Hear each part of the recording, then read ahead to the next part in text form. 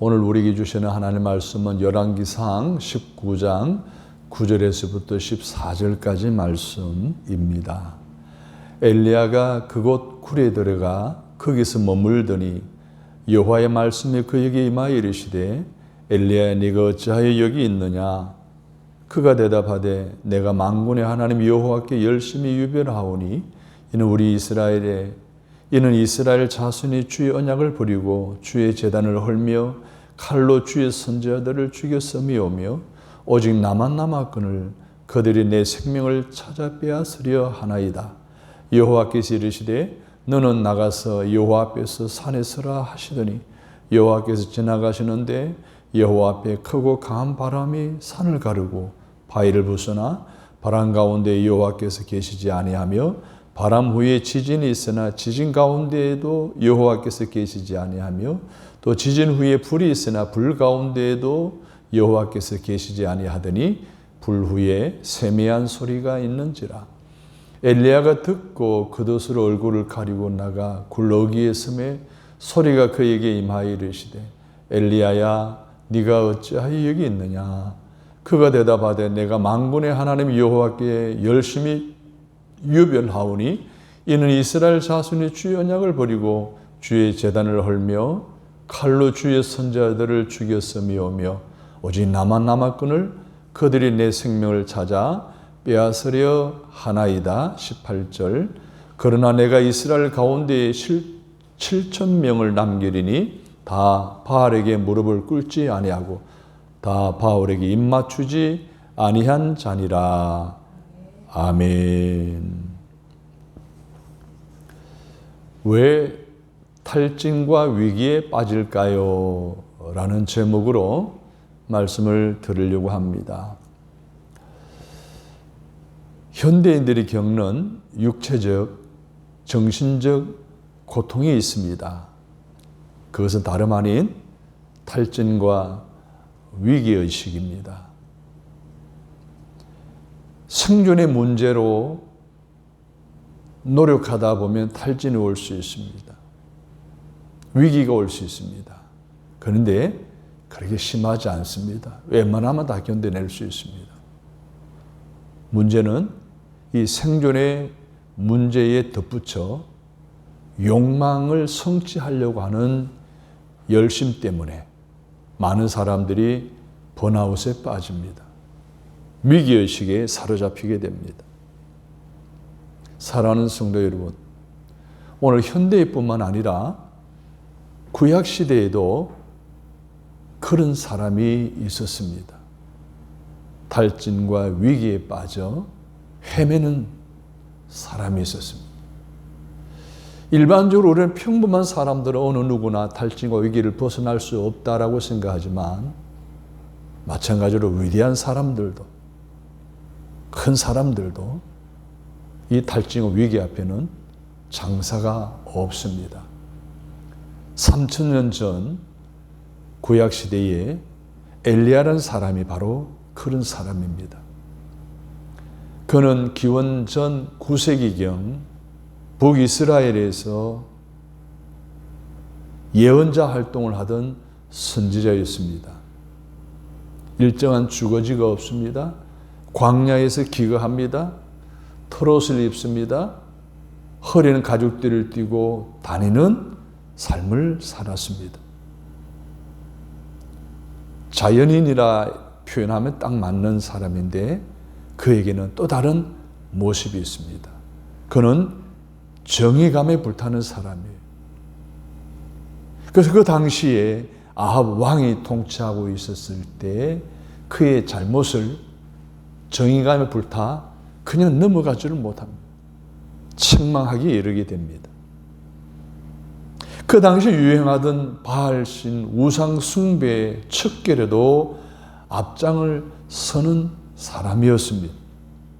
한마디로 엘리야는 용기와 신앙과 정의감과 애국심을 두루 갖춘 최고의 당대의 영적 지도자였습니다. 이 엘리야의 활동에 관한 구약의 기록이 바로 열왕기상 17장에서 19장에 상세하게 기록되어져 있는 것을 보게 됩니다. 그런데 그의 활동에 보게 되면 빼놓을 수 없는 중요한 흔적들이 있습니다. 그것은 바로 그가 행한 능력과 기적입니다.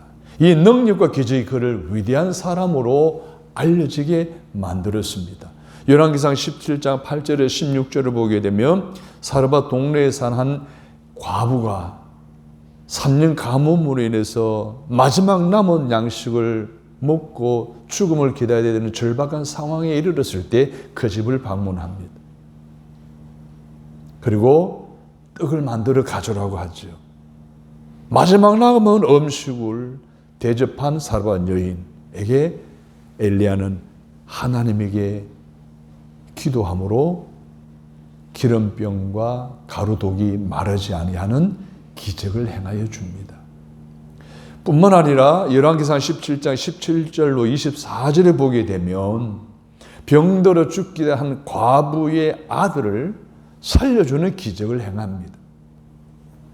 열왕기상 18장에 보게 되면 3년 동안 비가 내리지 않게 했던 그 땅에 비가 오게 하는 기적을 행하는 사람이기도 합니다.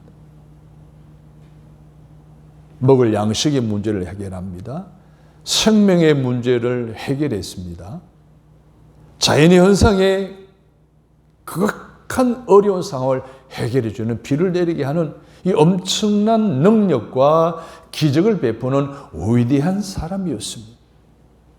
그렇게 아합 왕을 책망하고 바알신 우상 숭배를 척결하고 또 많은 기적을 행했던 이 엘리야가 열왕기상 19장 오늘 본장에 이르게 되면 탈진과 무력감과 상실감에 빠져 위기를 겪게 되는 모습을 보게 됩니다. 그 당시 아합 왕의 왕후는 이세벨이라고 하는 여인이었습니다. 이 이세벨이라는 여인은 원래 이방 여인이었습니다. 바알 우상을 섬기는 여인이었습니다. 그런데 이 아합 왕이 마음에 들어 왕비로 간택을 한 거예요. 자기를 책망하는 엘리야를 이 아합보다도 이 아합이 미워하는 것보다도 이 이세벨이 더 엘리야를 미워했습니다. 그러니까 자기의 신인 바알 신을 쳐부수고 척결하는 이것을 보고 이세벨이 화가 나서 엘리야를 죽이려고 합니다. 그래서 통첩을 합니다. 내가 반드시 너를 죽이리라. 그 한마디에 이 위대한 엘리야가 낙심합니다. 번아웃에 빠집니다. 위기에 빠집니다. 우울감에 빠집니다. 결국 견디지 못하고 도망치기 시작해서 숨은 것이 오늘 본문에 기록된 굴이라는 엄청난 곳이었습니다. 굴에 가면 안전할 것 같았죠. 이세벨의 소나기에서 벗어날 수 있을 것 같았습니다. 그럼에도 불구하고 그의 마음속에는 여전히 번아웃의 위기에서 벗어날 수가 없었습니다. 사랑하는 여러분, 큰 배는 큰 파도를 부딪히게 되어 있습니다. 큰 사람, 큰 인물도 큰 문제에 부딪히며 살아가게 되어 있습니다. 큰 신앙도 마찬가지예요. 큰 신앙이 되려면 시련과 역경, 풍파 겪게 되어 있습니다. 그러면 왜 평범함을 뛰어넘었던 삶을 살았던 엘리야 같은 위대한 선지자가 탈진과 위기에 빠져들었을까요? 그의 모습을 보면서 오늘 우리 자신들의 현주소는 어디인지 살펴보고 우리도 탈진과 위기에서 벗어나게 되는 하나님의 은혜를 경험할 수 있게 되는 저와 여러분 되시기를 주님의 이름으로 축복합니다. 첫 번째로는 나만 홀로 남았다라고 생각하기 때문에 그에게 탈진이 왔고 위기가 왔습니다. 10절 보십시오. 오직 나만 남았거늘 그들이 내 생명을 찾아 빼앗으려 하나이다. 그들이 누구예요? 이세벨과 이세벨의 명령을 받은 수하들이죠. 나만 남은 것도 아니에요. 오직 나만 남았다는 거예요. 세상에 아무도 내 편이 없다라는 생각에 머무르게 된 거예요. 사랑하는 여러분, 가끔 사람들이 그래요. 나는 외롭다 그래요. 가족이 없는 것이 아니에요. 나는 혼자다 그래요. 나에게 도움을 주는 사람, 나를 위로해 주는 사람 없다고 생각해요. 문제는 사람이 홀로 있기 때문에 고독한 것이 아닙니다. 혼자 있다고 생각하기 때문에 고독하고 외로운 거예요. 오늘 우리의 생각이 문제예요. 55세 된 남편을 병으로 떠나보낸 사별한 한 미망인이 그 외로움을 견디지 못해 유언을 남기고 자살에 이르는 사건이 일어났습니다. 조사를 해서 보니까 그 유언장에는 나는 혼자다. 나는 홀로다. 나는 아무도 없다. 난 남편에게로 가고 싶다. 난 남편이 그립다. 라는 마지막 유언을 남긴 거예요. 그런데 직장에 다니는 딸, 학교 다니는 아들이 함께 살고 있었습니다. 건너집에 시집이 살고 있었습니다. 옆에 동네에 친정집이 살고 있었습니다. 주변은 지인들, 친구들, 형제들이 많이 있었습니다. 그러한 가운데 그는 스스로 외로움을 느낀 거예요. 왜? 그 생각 때문에. 그래서 고독했고 우울했고 결국 자살에 이르게 된 것입니다. 엘리야도 마찬가지예요. 18절을 보십시오. 무릎을 꿇거나 입맞춤으로 바알을 숭배하지 않고 신앙의 지조를 지킨 사람이 몇 명이라 그랬어요? 7,000명이라 그랬어요. 엘리야 주변에 7,000명이 있어요. 70명도 700명도 아니에요. 7,000명이에요. 뜻을 같이 하는 사람들이 7,000명이 있는데 저는 오직 나만 남았거늘 외롭다는 거예요. 혼자라는 거예요. 사랑하는 여러분, 이 7,000명 뿐이었습니까? 엘리야에게는 하나님이 함께 계셨죠. 하나님이 곁에 계셨고 앞에 계셨고 뒤에 계셨고 위에도 계셨어요. 그런데 오직 나만 남았다고 했어요. 보세요. 10절에도 14절에도 오직 나만 남았거늘, 오직 나만 남았거늘.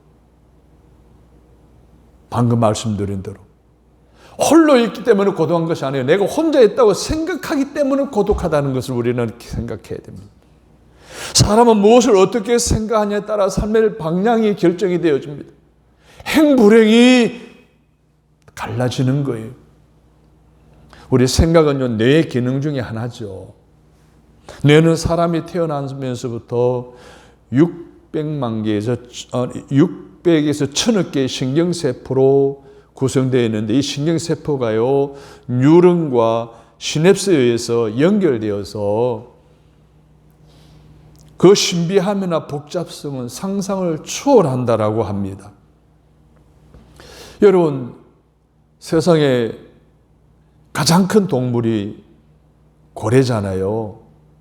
고래의 뇌의 무게가 8,000g이라고 해요. 자기 몸의 2000분의 1의 크기라고 합니다. 코끼리의 뇌는요 5000g이라고 해요.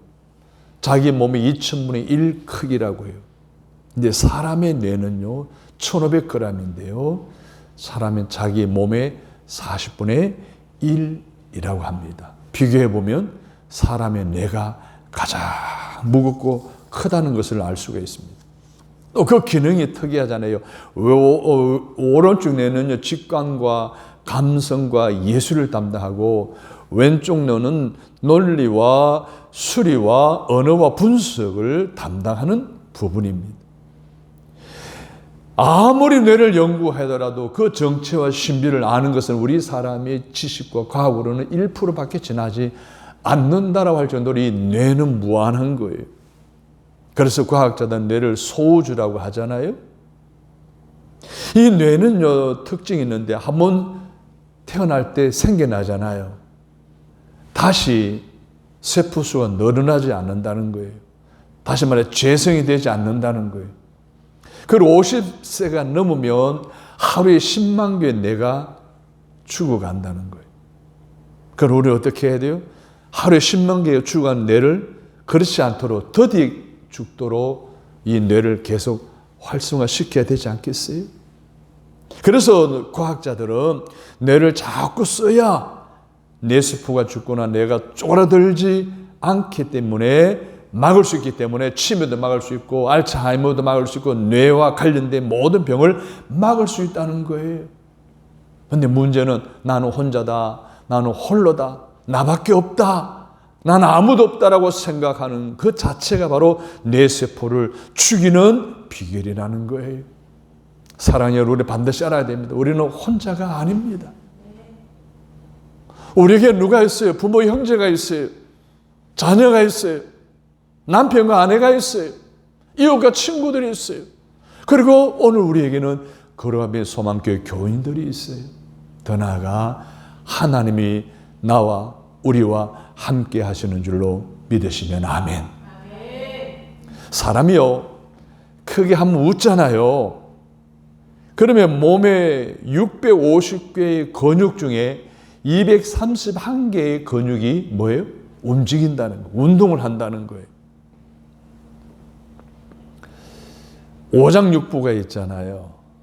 옛날에 오장육부에 더 추가하면 삼보가 있다고 합니다. 눈물보, 그리고 울음보, 그리고 웃음보가 있다는 거예요. 눈물샘이 있다는 거 알죠? 그런데 웃음보가 있다는 것을 이차크 프리드라고 하는 박사가 미국 캘리포니아 대학의 교수인데, 이 사람이 뇌 환자를 치료하는 중에 연구하고 있었는데 그 뇌 왼쪽 대뇌에 있는 신경 조직 앞에 4제곱미터 크기의 웃음보가 있다는 것을 발견했어요.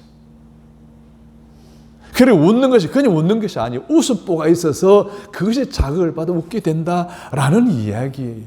리버크 교수라는 사람은 놀람과 짜증과 불안은 오늘 우리의 교감신경을 과민하게 만들어서 심장을 뛰게 하고 상하게 하는 반면에 웃음이라는 것은 부교감 신경을 자극해서 심장을 안정하게 만들어주고 몸 상태를 편안하게 만든다라고 했습니다. 스탠포드 대학의 윌리엄 프라이 교수는 우리가 10초 동안 배꼽을 잡을 정도로 깔깔대고 웃잖아요. 그것은 3분간 힘차게 노를 젓는 것과 같은 운동의 효과가 있다는 거예요. 그래서 웃지 않는 사람보다도 웃는 사람이 더 장수한다라는 연구 결과를 내놓았었습니다. 사랑하는 성도 여러분, 중요한 것은 나 혼자 있다, 나는 혼자다, 그래서 외롭고 슬프고 고독하다라고 생각하는 순간 오늘 우리에게서는 웃음이 사라지는 거예요. 웃을 수가 없는 거예요. 사랑하는 성도 여러분, 오늘 저와 여러분의 삶 속에 웃음을 빼앗아가는 어떠한 일들이 놓여있고 그런 환경 속에 살아가더라도 하나님 주신 이 뇌를 통해 나는 혼자다, 외롭다라가 아니라 나는 하나님이 나와 함께 하신다 라는 그러한 확신과 믿음을 가지고 그 탈진과 위기를 극복해 나갈 수 있기를 주님의 이름으로 부탁을 드립니다. 요즘 우리 한국 사회 또 세계 정치 또 경제 정세를 바라보게 되면 참 답답하다는 생각이 들어요. 그리고 첨예화된 보수와 진보로 전 세계가 갈라지고 있는 현상을 우리는 뉴스를 통해 듣게 됩니다. 그래서 자기 생각과 뜻을 관철시키려고 보수와 진보로 생각이 나누어진 사람들이 나누어져 갈등을 일으키고 여러 가지 사회에 분열된 모습들을 보여주고 있습니다. 우리나라도 예우는 아니죠.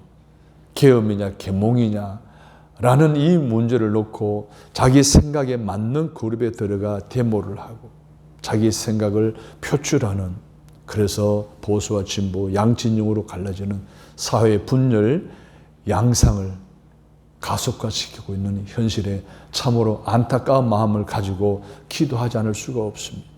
여러분, 이 나라의 민족을 위해서 하나님께서 빨리 이 나라를 평안하게 그리고 안전하게 원래의 하나님 계획하셨던 건강하고 부강한 나라, 성교한 나라로 세워달라고 기도하실 수 있게 되기를 바랍니다. 그런데 여기서 하나 생각해 볼 것은 왜 양진영으로 갈라지게 되었느냐라고 하는 많은 이유가 있지만 그 중에 하나, 오늘 주제와 연결해서 생각해 보고 싶은 것은 오늘날 현대인들이 집단 고독 증후군에 시달리고 있다는 거예요.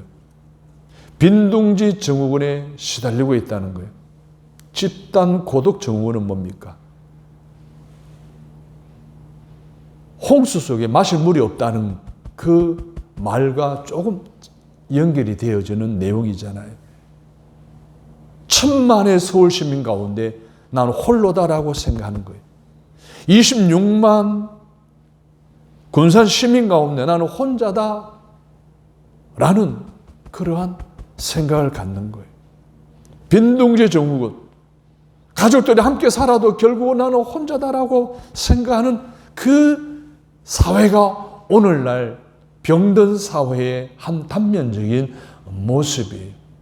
이러한 집단 고독 증후군과 빈둥지 증후군에 빠져 있는 이 많은 병들어 있는 사람들이 한 이슈가 생기니까 그 이슈에 들어가서 나는 고독하지 않다, 내 편이 있다, 나를 지지하는 사람들이 있고 나와 같은 생각하는 사람들이 있다라고 하는 위로를 받기 위해서 모여들기도 한다라는 생각이 저는 개인적으로 들었습니다.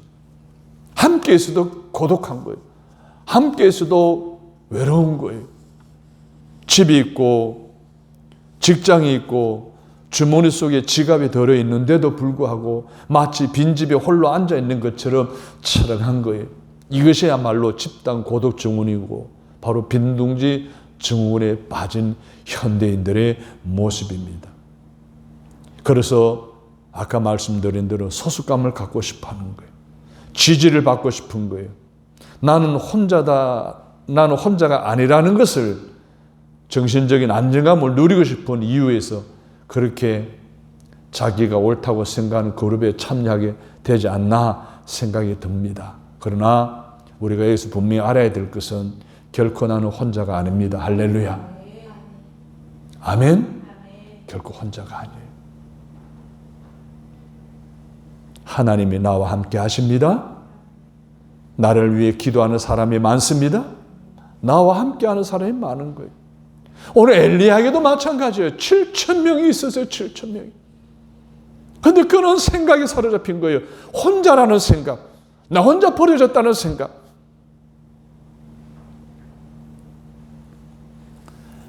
60세 동갑내기 부부가 생일을 맞아서 지인들을 초청하고 생일 잔치를 엽니다. 그런데 생일 잔치가 한참인 중에 천사가 나타났어요. 생일 맞은 두 부부에게 묻습니다. 내가 너희 생일 맞은 거 축하한다. 내가 너희에게 선물을 하고 싶은데 원하는 게 뭐냐? 소원 한 가지씩 말해라. 아내가, 천사님, 저 소원이 있습니다. 그래, 이야기해라. 나는 내 남편과 세계 일주 여행을 하고 싶습니다. 그래? 그렇구나. 내가 허락하겠노라 하는 순간 팔랑팔랑 세계 일주 여행 티켓이 탁 떨어지는 거예요. 이것을 본 남편이 옳거니. 그래, 너는 어떤 소원이 있느냐? 예, 저는 지금의 늙은 아내와는 살기 싫습니다. 저보다 30세 어린 탱탱하고 예쁜 아내와 살고 싶습니다. 그러니까 천사가, 그래? 좀 어려운데, 하지만 너희 소원이니 내가 절어두겠노라. 말이 떨어지게 무섭게 이 60세 부인의 아내 옆에 90세의 남편이 떡하니 서 있는 거예요.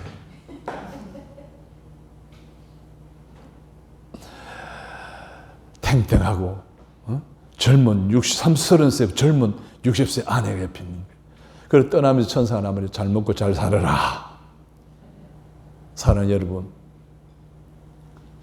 부부든 가족이든 한 그룹에 속한 지인들이든 같은 국민이든 여러분, 우리 주변에는 나를 지지하는 사람들이 있다는 거예요. 나는 홀로가 아니라는 거예요.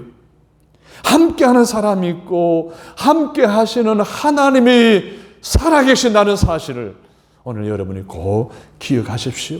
결코 절대로 나는 혼자가 아닙니다. 우리 생각이 바뀌어야 됩니다. 이것이 바뀔 때 탈진과 위기는 한순간에 떠나갈 줄로 믿습니다. 두 번째로 왜 엘리야는 탈진과 위기에 빠졌을까요? 생명의 위협을 느꼈기 때문입니다. 10절 끝을 보십시오. 그들이 이세벨과 그의 부하들이에요. 내 생명을, 엘리야의 생명이요, 찾아 빼앗으려 하나이다. 14절 보고 있어요. 끝에 내 생명을 찾아 빼앗으려 하나이다. 지금 엘리야는 이세벨을 통해서 이세벨의 통첩을 내렸다. 내가 너를 반드시 죽이겠다라고 했잖아요. 그 소리를 듣는 순간 그는 죽을까 봐 겁내는 사람으로 전락해버리고 말았습니다.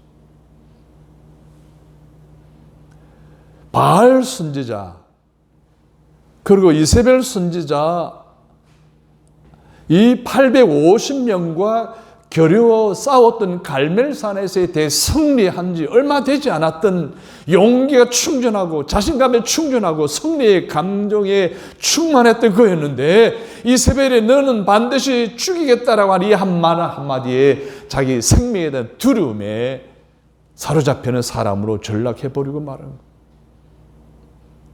가슴이 덜컥 내린다 그러죠.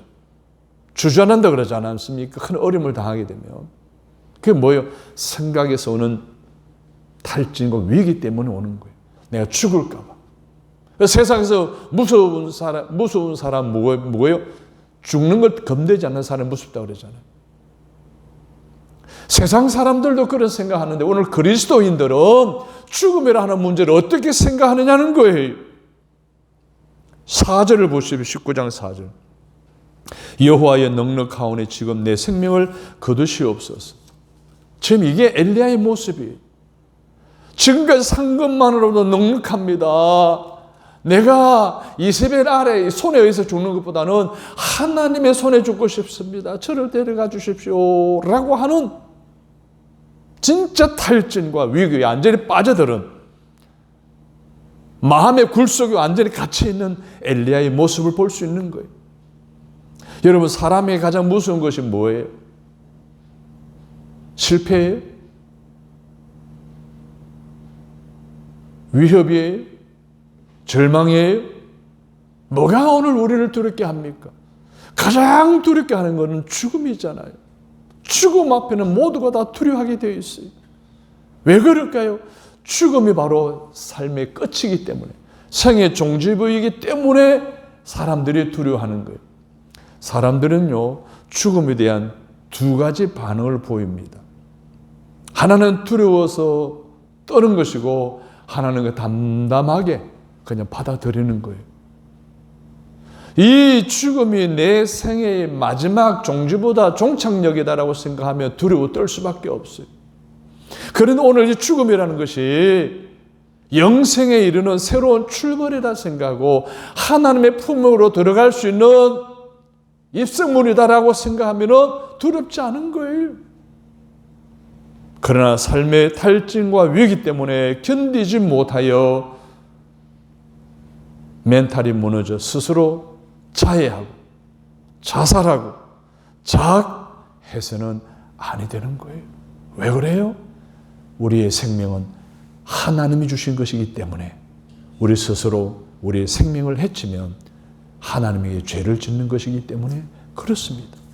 그래서 뭐예요? 천국 갈 수가 없어요. 구원받을 수가 없어요.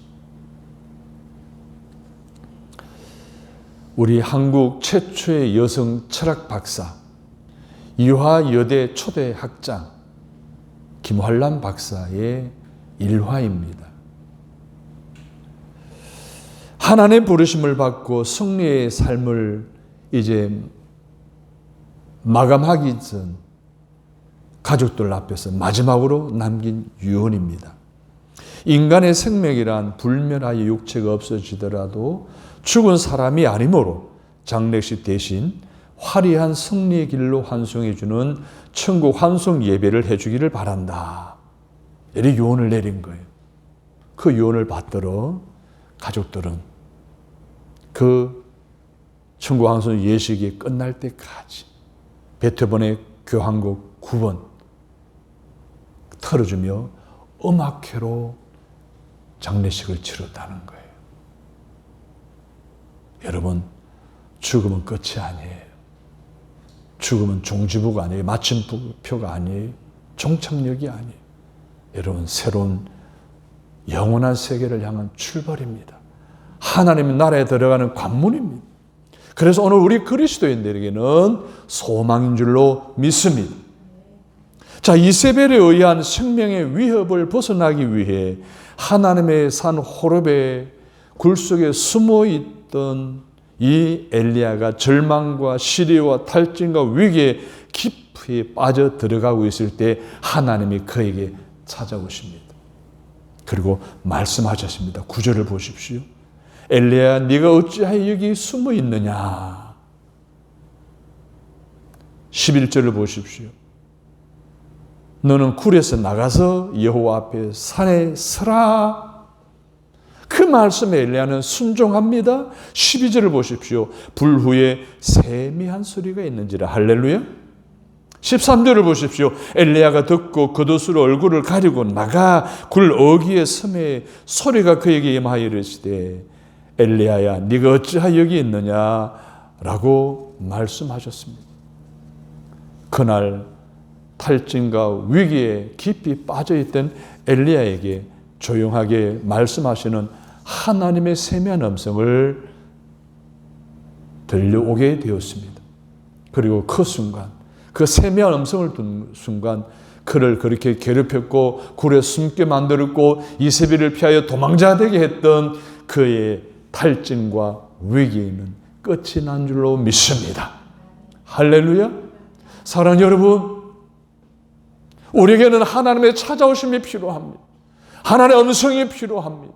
지쳐있을 때, 탈진했을 때, 위기 가운데 있을 때, 문제 앞에 있을 때 세상 사람들의 음성에 귀 기울이지 말고 하나님의 음성에 귀 기울여 그 음성을 듣는 순간 모든 탈진과 위기가 떠나가는 하나님의 평안함이 가득 차 넘치는 은혜를 경험하고 간증하며 살아가는 저와 여러분 되시기를 주님의 이름으로 축복합니다. 이제 우리 이야기로 한번 들어가 보도록 하겠습니다. 지금 여러분이 겪고 있는 탈진과 진짜 위기를 어떻게 극복할 수 있겠습니까? 지금 내가 가지고 있는 생명, 재산, 건강, 명예 모든 것이 다 하나님의 것임을 인정하시기를 바랍니다. 그리고 그 모든 것을 하나님이 지켜주셔야 내 것이 된다라고 안전하게 된다는 사실을 인정하시기를 바랍니다. 그리고 그렇게 하시는 하나님이 영원히 나와 함께 하신다는 사실을 믿으시기를 바랍니다. 그리고 오늘 엘리야에게 맺던 엘리야야, 굴에서 나와라. 순종하는 그에게 내가 너를 함께하고 내가 너를 보호하리라 하는 세미한 음성을 들을 수 있는 저와 여러분 되시기를 주님의 이름으로 바랍니다. 사랑하는 성도 여러분, 위기와 탈진은 누구에게나 있습니다. 그러나 아무나 그 탈진과 위기를 벗어날 수 있는 것은 아닙니다. 하나님을 바라보는 사람, 하나님을 신뢰하는 사람, 하나님의 음성에 귀를 기울이는 사람만이 극복할 수 있다는 사실을 기억하시고 다시 한 번 더 주여, 내가 하나님을 믿습니다. 나의 탈진과 위기를 극복하여 주옵소서 라고 기도하는 저와 여러분 되시기를 주님의 이름으로 축복합니다. 하나님, 오늘 우리의 삶에 닥쳐오는 위기가 있습니다. 탈진은 있습니다. 이러한 일들이 다 누구에게나 있을 수 있는 일인데, 엘리야 같은 사람에게도 일어나는 일인데, 오늘 엘리야처럼 나도 하나님을 바라봄으로, 하나님을 신뢰함으로, 하나님의 음성을 듣는 사람으로 극복해낼 수 있다는 사실을 다시 한번 듣고 깨달으며 확신하며 그 말씀대로 살아가기를 결단합니다. 성령님, 앞으로의 한 주간의 삶도 나는 혼자가 아니다는, 하나님 나를 보호하고 지켜주신다는 그 하나님을 바라보게 하옵소서, 신뢰하며 살게 하옵소서, 그 음성의 길을 구르며 살아가도록 인도하여 주옵소서. 예수님의 이름으로 기도합니다. 아멘.